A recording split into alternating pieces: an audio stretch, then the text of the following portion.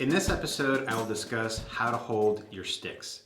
Now, as basic as that sounds, it is one of the main culprits behind technical problems. I play match grip. Now that means I hold each stick the same way in both hands. If you don't play match grip, then you probably play traditional grip. Traditional grip is a beautiful way to play. And there are many incredible examples of players that play traditional grip. However, from a practical standpoint, it is limited when moving to other percussion instruments. I chose match grip because it is more practical when moving to other percussion instruments, such as keyboard percussion, timpani, or congas.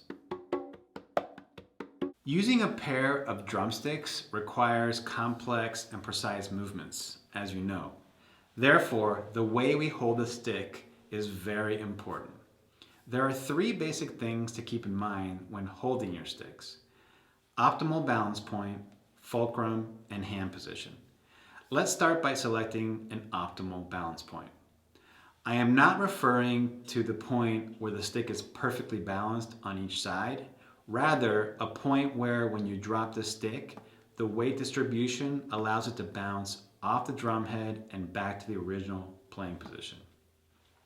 This is what we mean when we discuss optimal balance point of a drumstick.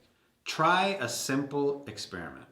With the palm of your right hand facing to the left, loosely hold up a drumstick between your thumb and index finger. Lift the thumb and drop the stick to the drum head, allowing the stick to bounce freely while only touching it with the index finger. Did you get a big bounce or a small bounce?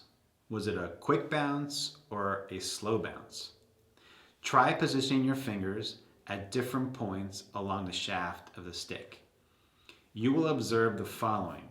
When you position the fingers in the middle of the stick, the tip of the stick slowly travels to the drum head and there is little or no rebound.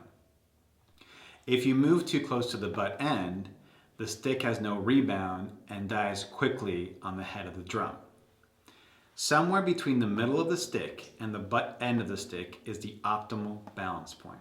This is where the stick offers the greatest rebound and the position where you will play your best. Take a few minutes, find your optimal balance point, and become familiar with the movement of the stick. The second thing you need to check is the fulcrum. The fulcrum is the point where the stick meets the fingers and pivots. Make sure the fulcrum contributes to the goals of relaxation and rebound. Hold the stick between the flat part of the thumb and the first knuckle of the index finger, directly opposite the thumb. The remaining fingers should loosely rest next to the index finger. Never use tension unless it is needed for a specific task. We'll talk more about that later.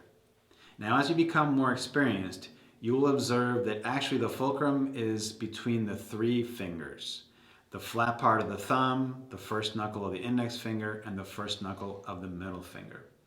The stick seems to naturally select the different proportions of each finger depending on the dynamics, the articulation, the technique, etc. You will see how this works a little later. For now, learn to use your fulcrum along with your optimal balance point to perform simple but beautiful full strokes. Now, we discussed the optimal balance point and the fulcrum. The last point I want to address is hand position. Try this simple range of motion demonstration. Hold your hand out in front of you with the palm facing the floor. Try to move your wrist side to side, left, then right. As you will discover, the range of this movement is limited. Now, with the palm of the hand facing the floor, try flexing your wrist up and down. As you can see, you can achieve about a 90-degree range in both directions. Not only does this hand position produce a greater range, it is also stronger and more dexterous. Once again, our bodies suggest the best way to proceed and play. The optimal hand position is with the palm of the hand facing the floor, the range of motion up and down. Together with our fulcrum, our arms, and our back muscles as support, this hand position gives us strength, stamina, stability, flexibility, relaxation, and dexterity. And that means freedom to express yourself when you perform.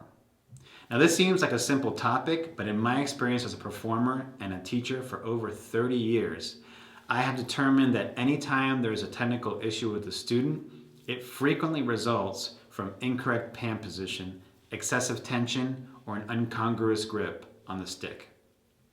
So please take 5 minutes in your daily warm-up to check your optimal balance point, fulcrum, and hand position.